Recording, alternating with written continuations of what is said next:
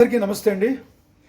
అనుకుంటున్నట్టుగానే మరి రిజల్ట్స్ అయితే వచ్చేసాయి. ఎన్నికల్లో 5 రాష్ట్రాలు ఏవైతే అస్సాం కావచ్చు, అదేవిధంగా పుదుచ్చేరి కావచ్చు, బెంగాల్ కావచ్చు, తమిళనాడు కావచ్చు, కేరళం కావచ్చు, అన్నిటి యొక్క రిజల్ట్స్ వచ్చేసాయి.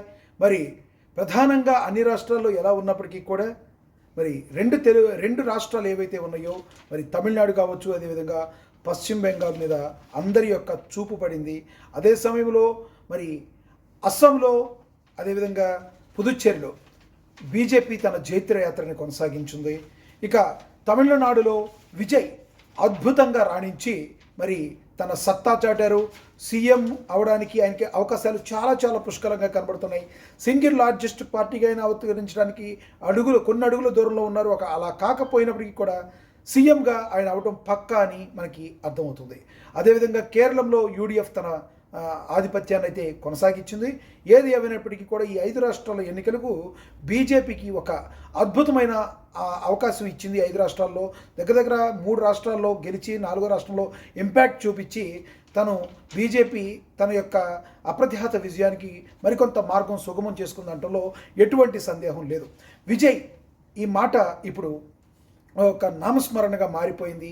మరి పార్టీ పెట్టిన 2 ఏళ్లలోనే అత్యద్భుతంగా ఫామ్ చేసిన ఒక ధీశాలిగా మరి విజయ్ చరిత్ర పుటల్లోకి ఎక్కబోతున్నారు. ఇక అదేవిధంగా బీజేపీ పార్టీ బెంగాల్లో మరి దీదీ ప్రభుత్వం మీద ఎదురట్టి పోరాడింది, ఈ రోజున గెలిచింది. అసలు ఇంత గెలుపుకి గల ప్రధాన కారణం ఏంటో మనం బీజేవైఎం ఏపీ మీడియా ఇన్ఛార్జి కొట్టే మల్లికార్జున్ ఉన్నారు మనతోటి, ఆయనతో మాట్లాడదాం. మల్లికార్జున్ గారు రండి. రైట్, మల్లికార్జున్ గారు చెప్పండి, ఈ బీజేపీ పార్టీ ఇంత అప్రతిహాస విజయం బెంగాల్లో ప్రధానంగా ఇంత బాగా సక్సెస్ అవ్వడానికి కారణం ఏంటి? ముఖ్యంగా ఈరోజు భారతీయ జనతా పార్టీ నేతృత్వంలో ఉన్నటువంటి ఎన్డీఏ ప్రభుత్వాన్ని కావచ్చు, ఎన్డీఏ కూటమిని ఆదరిస్తున్నటువంటి ప్రజలకందరికీ ధన్యవాదాలండి. సో భారతీయ జనతా పార్టీ నాయకులుగా ఎన్డీఏ కూటమిని ఆదరించినటువంటి 5 రాష్ట్రాల ప్రజలకు సంబంధించి ప్రతి ఒక్కరికి మేము కృతజ్ఞతలు తెలుపుతున్నాం, ధన్యవాదాలు తెలుపుతున్నాం. ఒకటి చెప్పండి, దీది అంటే అసలు ఏం గుర్తుకొస్తుంది? పశ్చిమ బెంగాల్ అంటే ఏం చెప్తారు? రాక్షస పరిపాలన.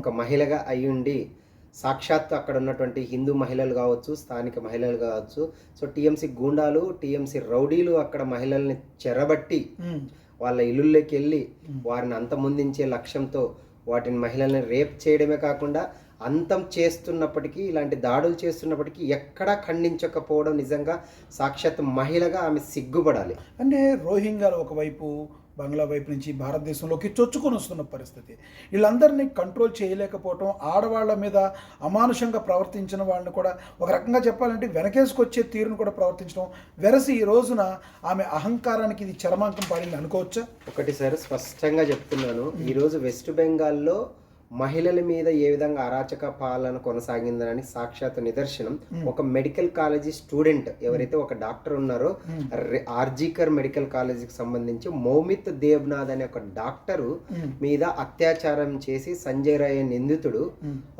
చంపేశారు, అత్యాచారం చేశారు, హత్య చేశారు. దాని మీద ఎటువంటి ఆధారాలు బయటికి రాకుండా తన ప్రభుత్వంకి వ్యతిరేకంగా ప్రజల్లో తీవ్ర అసంతృప్తి వస్తుందని చెప్పేసి జాగ్రత్త పడుతూ నిందులకు కొమ్ము కాసినటువంటి ఒక మహిళా ముఖ్యమంత్రి అని చెప్పుకోవడానికి మమతా బెనర్జీ గారు సిగ్గుపడాలి.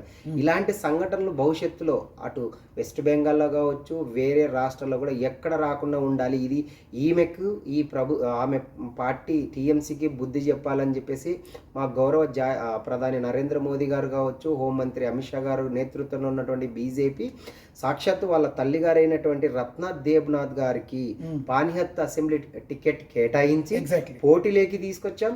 ప్రజల పక్షాన మా భారతీయ జనతా పార్టీ పనిచేస్తుంది. ఈరోజు ఎవరైతే బాధితులు ఉన్నారో, బాధితులు అంటే అక్కడ వెస్ట్ బెంగాల్లో ఉన్నటువంటి ప్రజలు కావచ్చు, స్థానిక మహిళలు కావచ్చు, చనిపోయినటువంటి మహిళలు కావచ్చు, చనిపోయినటువంటి కార్యకర్తలు ఎంతోమంది, బీజేపీ వాళ్ళు కావచ్చు, ఇతరత్ర రాజకీయ పార్టీలకు అతీతంగా కూడా ఒక గూండాయిజాన్ని పెంచి పోషించినటువంటి మమతా బెనర్జీకి వ్యతిరేకంగా అని చెప్పడం కంటే మమతా బెనర్జీ ప్రభుత్వాన్ని గద్దె దింపడానికి భారతీయ జనతా పార్టీ ప్రజల పక్షాన, అక్కడ ఉన్న మహిళల పక్షాన, యువకుల పక్షాన, అదేవిధంగా ఎవరైనా బాధితులు ఉంటే, అంటే గత ప్రభుత్వ టీఎంసీ పాలిట ఎవరైనా బాధితులు ఉంటే అలాంటి బాధితుల పక్షాన కూడా ప్రస్తుత బీజేపీ ఎన్డీఏ కూటమి అండగా ఉంటుందని తెలిపే నిదర్శనమే ఈరోజు రత్నా దేవ్నాథ్ గారికి టికెట్ ఇవ్వడం, అసెంబ్లీకి కేటాయించడం, అక్కడ గవర్నమెంట్లో తృణమూల్ ముఖర్జీ గుర్తు గడ్డి పరక. ఆమెని కూడా, ఆమె పార్టీని కూడా గడ్డి పోచలాగా ప్రజలు పెకలించి వేశారంటే ఆమె రాక్షస అరాచక పాలన అక్కడ ఉన్నటువంటి ఖచ్చితంగా ఈ రోజు తృణమూల్ ముఖర్జీని ఏ విధంగా గడ్డి పోచలాగా తీసేశారో రాబోయే రోజుల్లో కాంగ్రెస్ పార్టీ అబద్ధపు హామీలతో ఈ రోజు ప్రజల్ని మభ్యపెడుతుంది. సో అలాంటి పార్టీని కూడా భవిష్యత్తులో ఖచ్చితంగా గడ్డి పోచ కంటే ఇంకా తక్కువ స్థితిలో ఖచ్చితంగా పెకలించి వేస్తాం. రైట్. మీ అభిప్రాయాన్ని తెలియజేసినందుకు ధన్యవాదాలు కొట్టే మల్లికార్జున్ గారు. మరి ఏది ఏమైనప్పటికీ కూడా తన అప్రతిహాస విజయంతో మరి బీజేపీ పార్టీ అయితే ముందుకు వెళుతున్న తీరు అయితే మనం ఒక్కొక్క రాష్ట్రం మీద తన పట్టు సాధిస్తూ ఈ రోజున ముందుకు వెళుతున్న తీరుని మనందరం కూడా గమనించవచ్చు. మరి మీరేమనుకుంటున్నారో, ఈ ఎన్నికల్లో బీజేపీ పార్టీ గెలిచిన తీరును ఏ రకంగా చూస్తారో కామెంట్ బాక్స్లో కామెంట్ చేయండి. నమస్తే.